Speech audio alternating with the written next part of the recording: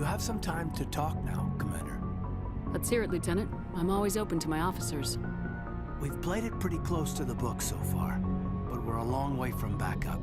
We've got some tough calls to make. I'm just saying, try to leave yourself a way out. I've seen what cutting corners can do, and I'd hate to have that happen to you, Shepard. Commander. This a personal observation, Caden? I don't want to step on anyone else's toes, especially if you're if I have misread your interests. All right, Alenko. Off the record, permission to speak candidly, cross my heart and hope to die. What are you talking about? Dr. Tassoni, ma'am. There's a lower deck rumor that she's, interested in you as more than a source of Prothean data. She's a very interesting lady. Not to my, tastes, but, I never claimed to be big on alien culture. My relationship with Dr. Tassoni is professional. All right, only a rumor. But you don't have to spend your off-duty time with me. Not if you don't want to. Look, you didn't want to talk about Liara, did you? What's your real issue? You're right, sorry. It wasn't, Liara's not my main concern. I'm not questioning any decision you've made, Shepard. Let me be clear about that. It's just my experience that once someone lets something slide, it tends to pick up speed. Do you get my meaning? Talk to me, Caden. You got a little black rain cloud sitting over your head. I'll try to keep the deck dry. You know the records about the biotic training out on Jump Zero? They're all classified, because the Alliance made mistakes. After first contact, Kinetics was set up to track Element Zero exposures and develop implants for humans. Once we had an embassy on the Citadel, Kinetics could bring in experts instead of taking it slow. The only experts would have to be aliens. Dead on. Turians, actually. That's why Kinetics kept it a secret. They were afraid of what people back home would think, asking the Turians for help when we just fought a war with them. The Asari would have been more acceptable than the Turians. Yes, but the company didn't go through the Citadel. It would have made Earth look weak, so they discreetly hired some Turian mercenaries. Is there some reason we couldn't learn it on our own? They didn't know where to start. Hell, it took a couple of years to even link biotics and Ezo. Forget trying to get the kids to move stuff. They had trouble just helping them not break their own limbs. And their choice of teachers didn't help much. Get your knuckles rapped a few times, Lieutenant? Yeah, you could say that. Our instructor was a Turian by the name of Commander Vernus. To introduce himself, he liked to say, "I was at the helm of the dreadnought that killed your father." Well, I told him my dad wasn't in the war. He'd retired to Vancouver. My family had an inland home that matured to new beachfront. Vernus had it in for me after that. He cut corners, pushed hard. I mean, you either came out a Superman or a wreck. A lot of kids snapped. A few died. The point of all of this, I guess, is that when you cut corners, it's not always obvious who pays for it. So why are you telling me this? Is there something I can do to help you get over it? I'm 32, Shepard. You don't serve as long as I have without coming to terms with yourself. You also learn that if someone is special to you, you help them. Try to keep them from making mistakes. So you think you have leave to talk like we're more than officers? I got some signals. Maybe some static too, I guess. If I'm out of line, just say the word. Sorry, Caden. This was just a battlefield thing. There's my answer then. I'm sorry to have bothered you, Commander. I got some mixed signals. With your permission, I should return to my duties. Anything you need, Commander? What's your opinion on the last mission? Killing Saren's, what was Benezi anyway? Second in command? Advisor? Anyway, it should set him back a bit. I'm sure Dr. Tassoni's hurting though. Poor kid. Having to kill her own mom. Any opinion on the Rachni? Off the record, if we had the option, I'd as soon have left it to the Council. We weren't out here during the Rachni War. I'm not sure we have any business getting involved. We'll talk another time, Lieutenant. Commander?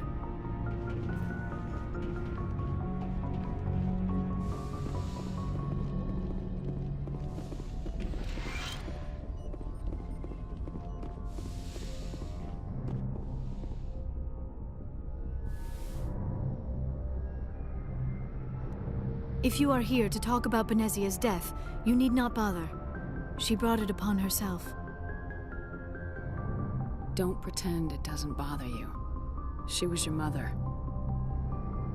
She was. But she was not.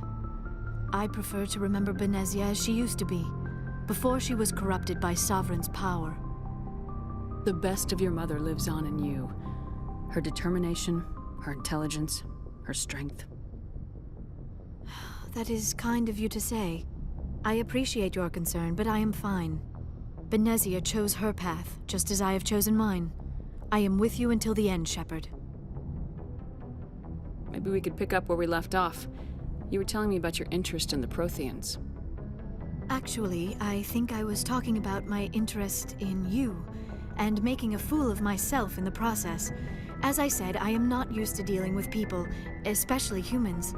I did not really know much about your species when we first met, Shepard. I found it hard to take humanity seriously. Your kind always seemed so rushed and high-strung. We don't have the luxury of time, and Asari can live for 1,000 years. We're lucky if we hit 150. That is true. At first I thought that was a weakness of your species. After spending time with you and your crew, however, I think it may actually be an advantage. You humans are creatures of action. You pursue your goals with an almost indomitable determination. It is an admirable trait, but also an intimidating one. You can't argue with results. No, but there are consequences. Unfortunately, the rest of the galaxy sees humanity as a bully. You run over anyone who gets in your way. It is up to people like you to change their minds, Shepard. Why me? There is a reason the Council chose you to become a Spectre. They saw something special in you. The best of what humanity has to offer. I looked into your history. I know what you did during the Blitz. It was a remarkable display of courage and heroism. Why are you so interested in me? I wanted to know more about you, to understand what made you into the woman you are. There is something compelling about you, Shepard. You're interested in me because of my visions. You just want to know more about the Protheans. I admit, your connection to the Protheans had something to do with my initial interest, but it has grown beyond that. You intrigue me, Shepard, but I was not sure if it was appropriate to act on my feelings. I thought there might already be a relationship between you and Lieutenant Alenko. The Lieutenant and I are just friends. Nothing more. My mistake, then. I am not as adept at understanding human relationships as I thought. But what about us, Shepard? Is there a mutual attraction, or was I wrong about that too? I'm not interested in you in that way, Liara. This is very embarrassing for me, Commander. Please, let's talk about something else. I should go. Goodbye, Commander. Yes, Commander? Is there something you need? I should go. Goodbye, Commander.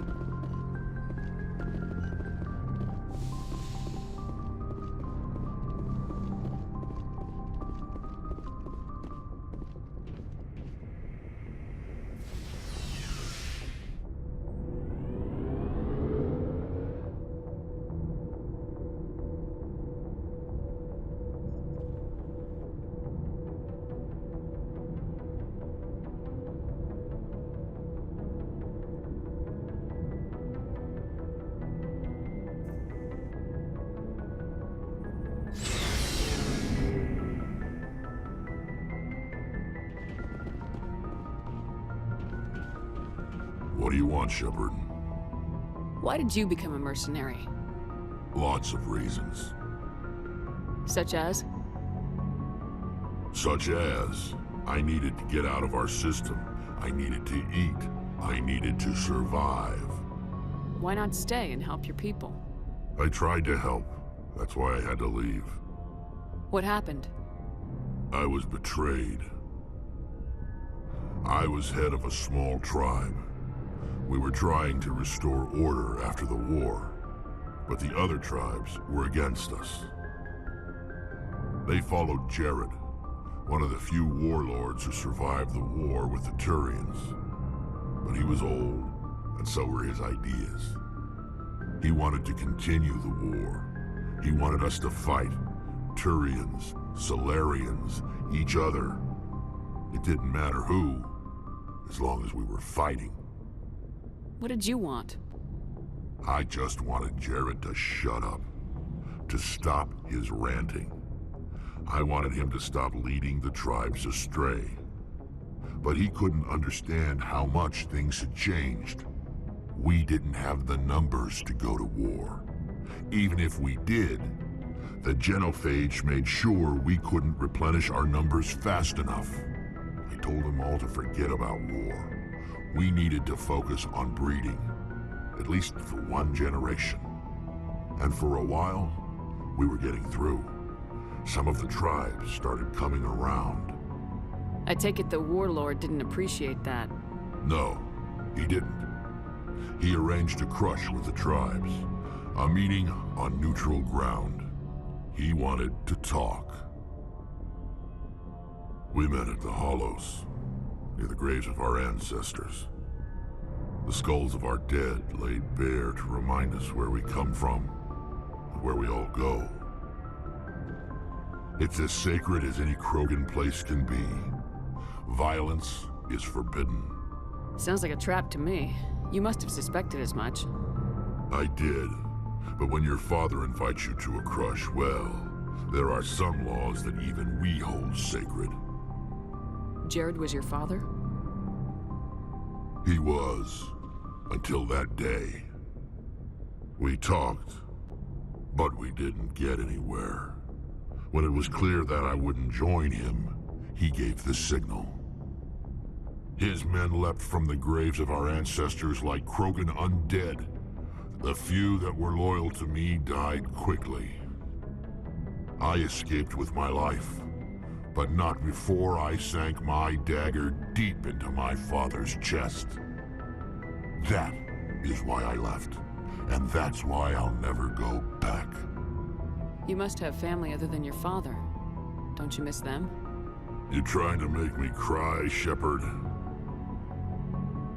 I've got some unfinished business with my family, but that's all.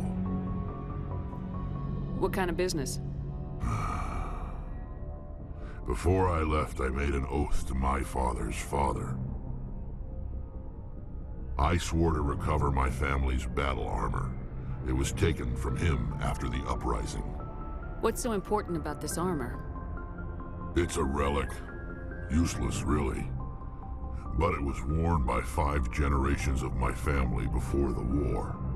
It's rightfully mine. Originally, it was taken by the Turian military. We weren't allowed armor or weapons after the war. Now, it's in the hands of Ton Actus, a Turian scum who collects relics from the war. He's made millions selling Krogan artifacts that were stolen from my people. He's got several bases where he stores his goods, all fortified and guarded. I just don't know which base has my family's armor. Just tell me where to start looking.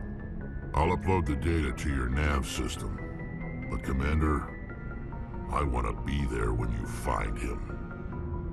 So long, Rex. Shepard. Commander, good to see you. You've been with C-Sec a while. Have you seen much action? Well, not as much as you, but yeah, I've seen some interesting things. I bet you have.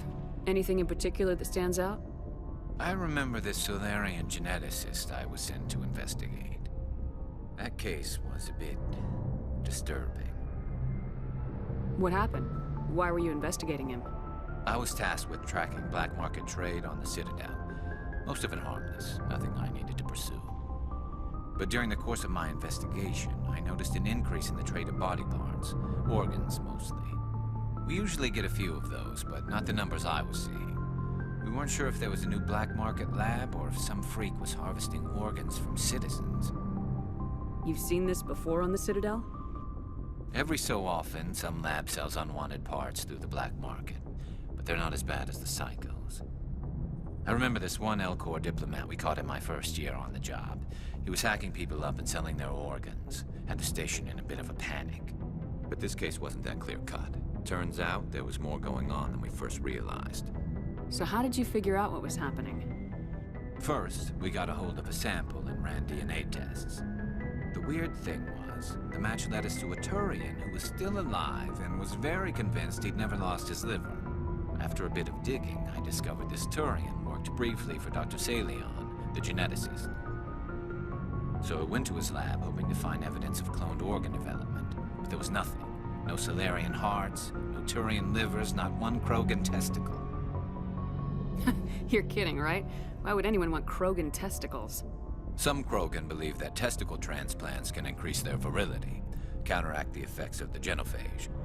It doesn't work, but that doesn't stop them from buying. They'll pay up to 10,000 credits each. That's 40,000 for a full set. Somebody's making a killing out there. What'd you do about the geneticist? I brought in some of his employees for interrogation to see if I could get them to talk. While I was interviewing one of them, I came across something suspicious. You mean threatening? Was that really necessary? Maybe, maybe not. Either way, it paid off. One of my detainees started bleeding profusely during the interview. We offered to patch him up, and he got frantic, freaked out. I ordered a full exam to find out what was going on. Our medics found incisions all over his body, some of them fresh. That was our big break. These people weren't just Dr. Salion's employees. They were test tubes. Walking, living test tubes. He was growing parts inside these people? Exactly. He cloned their organs right inside their own bodies. Then he harvested them and sold them off. Most of the victims were poor. He'd pay them each a small percentage of the sales, but only if the organs were good. Sometimes an organ wouldn't grow properly, so he'd just leave it in them. Most of them were a mess, but only on the inside, hidden so nobody could see it. I hope he got what he deserved. That's the worst part. We never caught him. Why not? What the hell happened? He ran, blew his lab, grabbed some of his employees, and headed for the nearest space dock. By the time I found out, his ship was already leaving. He threatened to kill his hostages if we tried to stop him. But you went after him anyway, right? I ordered Citadel Defense to shoot him down, but CSEC headquarters countermanded my order. They were worried about the hostages, worried about civilian casualties if the ship was destroyed so close to the Citadel. I told them those hostages were dead anyway. He just used them to make more organs, but they wouldn't listen. Well, you can't get them all. No, but letting him get away like that. All they had to do was disable that ship, stop him from running. Maybe the hostages die, maybe they don't, but at least we stopped the bastard responsible for it all.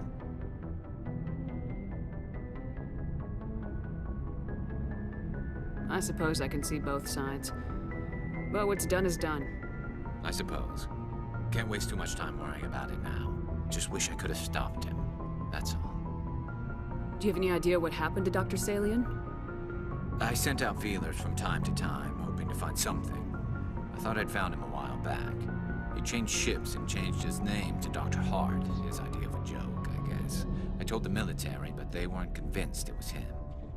I got the transponder frequency for his new ship, but I just can't get anyone to check it out. I'll check out the coordinates when I get a chance. I was hoping you'd say that, but Commander, take me with you when you go. If it's Salion, I want to be there when you find him.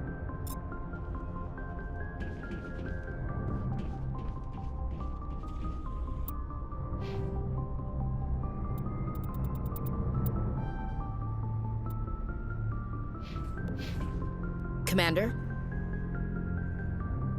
What's your opinion of the last mission? You mean the Rachni, right? They were dangerous, Commander. They proved that 2,000 years ago. I think it was a mistake to let them go. But that wasn't my call to make. It was yours. If you haven't talked to Dr. Tassoni, you probably should. She just lost her mom. That has to hurt. Just saying, Commander. Do you have a few minutes to talk? One-on-one? Sure. I was just watching some mail from home. Oh, before I go, we saw Caden in a news vid about the Normandy. He's cute. Later, sis. Let's pretend this never happened. Are you interested in the Lieutenant, Chief? Fraternization is against regulations, ma'am. Don't ask, don't tell. What's up? You didn't come by to eavesdrop on family mail. Your family seems to be important to you. Yeah, we've always been close. Me and my sisters especially. With Dad on duty so much, I had to help Mom raise them. Did your father serve with the fleet? Yeah, took any crap posting he could get that offered space time. You know what? He worked his ass off trying to get recognized, but he never made it above serviceman 3rd class. He was real proud when I made Chief. First thing he did was salute. What about your mother? You haven't mentioned her. You must know what military wives are like. Strong because they have to be, able to raise kids while Dad's away on a 6-month cruise. She has a degree in planetary geology. She and Dad both wanted to see new worlds. She gave up her career to raise us, though. You have more than one sister? Sounds like a big family. Yeah, I'm the oldest, then Abby, then Lynn. Sarah's the youngest. She's still in high school. With 4 girls, Dad used to say he felt more outnumbered at home than on maneuvers. Where did you grow up? All over. We transferred a half a dozen times before I finished grade school. You go where personnel command sends you, right? I guess that's why I'm so tight with my sisters. We'd have to leave all our friends every 2 or 3 years. You're lucky to have a close family. Sorry, I forgot about your family situation. Or lack thereof. Relax, Williams. I've dealt with it. Asked me to clear a bunker of armed hostiles? No problem. Dealing with the foot in my mouth? Not so good with that. Things were tense between Sarah and me for a while. Then we bonded. Sounds like a story. Feel like sharing? Sarah got herself a boyfriend who wanted to go faster than she did, Mike. I didn't think he was a bad kid, just pushy. Lynn would send me these worried vid mails, and I'd tell her to relax. Where were you when this was going on? I was on active duty. Sarah's graduating high school this year. This was only a couple of years back. They were on Amaterasu. At the time, I was assigned to Chernobog. Same cluster, but a dozen Hellwire away. Close enough to talk regularly, too far to make it back in an emergency. I couldn't afford a fast packet flight. Sounds like that situation didn't last. Mike thought they'd go for a romantic walk in the woods, because he figured it was past time they did the deed. She levered Mike face first into a tree and left. Didn't have a scratch on her. Good thing Mom and Dad had us all learn some kind of self-defense. I took emergency leave and walked Sarah to school for a few days. You said all of your sisters learned self-defense? Lynn did pistol practice, but didn't like it. She's kind of nervous. Sarah took Aikido. Abby decided to learn the sword. She always was a little weird. Likes big skirts and tops you have to tie her into. They do great things to her figure, though. So, what did you learn? One of Dad's friends taught me Marine hand to hand. Did anything happen while you were home? My last day out, Mike was waiting for us. Sarah had told her friends, so everyone at school knew what he did. He wasn't happy. I wanted to snap him in half, but Sarah gave me this look, this let me handle it, I need to do this alone look. She kept her cool, God bless her, as he screamed in her face. She just let him vent. Then he tried to punch her. I swear, she just flowed around him. Next thing I knew, he's face down on the sidewalk, and there's blood everywhere. That's unbelievable. Sarah must be as good as you. Better. I'm more or less a straight-up puncher. When he swung, she wasn't there anymore, and he fell. She helped him stop the bleeding and had me call an ambulance. She told the paramedics he fell. Before they took him to the hospital, Mike touched Sarah's arm. I thought he was gonna end up on the ground again. But he hung his head, whispered, "I'm sorry," and started crying. And she hugged him. The Williams women are a decisive bunch, Commander. We do things when we're ready. Not before, not after. Where was your father during this? Wasn't your family stationed near him? Dad always wanted to serve in space, but he wanted us to have real ground under our feet. He'd say, space is beautiful, but you can't raise a family there. I cannot rest from travel. I will drink life to the lees. All times I have enjoyed greatly, have suffered greatly, both with those that loved me and alone. For always roaming with a hungry heart, much have I seen and known, cities of men and manners, climates, councils, governments. I never thought I'd hear you reciting poetry. Just because I can drill you between the eyes at 100 meters doesn't mean I can't like sensitive stuff. Just don't spread it around. Ulysses was my dad's favorite poem. Every time he shipped out, he recorded me reading it. He had a dozen versions when he retired. Does he still like it? I sure hope so. I read it to his grave every time I go home. Dad passed on a few years back. He's probably still watching, though. You mean from wherever we go after death? Dead on, Skipper. He's with God now. That's not a problem with you, is it? That I believe in God? You know that old saw, there's never an atheist in a foxhole? Well, I've been in a lot of foxholes. Yeah, I guess you have. I've met a few people who were really weirded out by my faith. Because I work in space, I can't believe in a higher power? Jeez.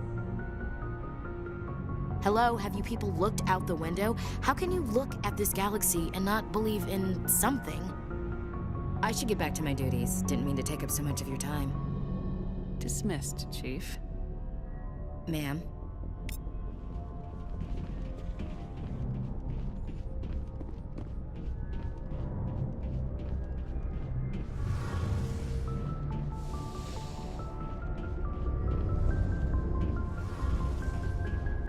Shepard, I'm glad you're here.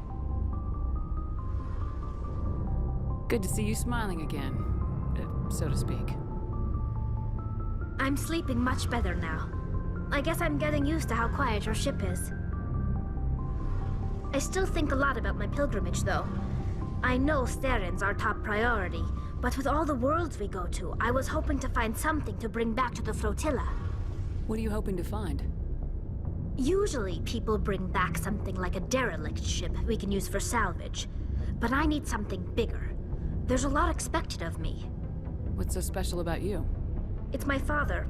He's the senior member of the Admiralty Board. He's one of only 5 people who can overrule the decisions of the Conclave for the good of the migrant fleet. My father is responsible for the lives of 17 million people. Our entire race is in his hands, and I'm his only child. So are you some kind of heir to the Quarian throne or something? No, it doesn't work that way. My father's position isn't hereditary. I'll probably never serve on the Admiralty Board myself. Officially, I'm just the same as any other citizen. But it doesn't work that way in practice. People have always treated me differently because of who my father is. You must get all kinds of special privileges. I probably had it easier than most growing up, but it's not all good. People like my father have enemies, and they're not above using me to get to him. It must be tough on you. My people place a high value on family and ancestry. There's an unspoken expectation that I'll live up to my father's example. Everyone's waiting for me to do something great on my pilgrimage, something that will forever change our lives for the better. If I don't, it's like I failed, and that reflects badly on both me and my father.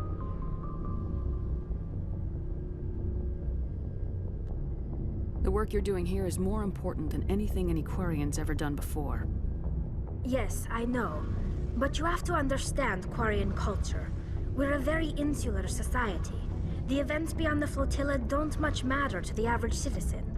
Our greatest dream is that one day, we'll return to our homeworld and drive out the Geth. But even if we stop Saren, that's not going to happen. There's still millions of Geth behind the veil. Until they're gone, our exile will continue. What would you need to bring back to make everyone happy? Something that would help us better understand the Geth. They've changed significantly since the exile. They've continued to evolve. We've done our best to study them, but it's not easy. They're very reclusive. Until recently, they never went beyond the borders of the Veil. And all the Geth we run into now are under Saren's control. We'd need to find Geth operating on their own, independently. But I don't want this to get in the way of our mission, Shepard. First, we stop Seren. Then I'll worry about my own problems. What was your father like? It wasn't easy growing up as the daughter of one of the Admiralty. Even before he joined the board, he was a prominent figure. People looked to him for leadership. He had to set an example, and he expected the same of his daughter. Plus, he was pretty strict, a military man through and through. He never allowed me to settle for anything less than excellence. As a kid, I sometimes felt like he was pushing me too hard. But now I'm old enough to appreciate what he taught me. The world doesn't owe us anything. If we want something in life, we have to earn it. Where was your mother in all this? Mother was around, but she always seemed to kind of blend into the background. Almost like she was overshadowed by my father. He tends to do that to people. She passed on about 5 years ago. Some airborne virus that swept through the fleet. Happens sometimes when the filters start to break down. I think my father took it pretty hard. After she was gone, he became even more focused on his work. I think that was his way of dealing with the grief. Sounds like a tough upbringing. You don't resent your father at all? Like I said, it wasn't easy. My father's not the kind of person you bond with, and he wasn't around all that much. Too busy. People counted on him, and he took his duties seriously. Even when he was around, he always seemed a bit distant, like his mind was always somewhere else. Come to think of it, I can't ever remember seeing him smile. Not once. It's like he was always weighed down by all that responsibility. I mean, I know he cares about me, but he never really showed it, not in the usual way. I guess the best thing I can say about my father is that I respect him. I want to talk about something else. Like what? I should go. See you later.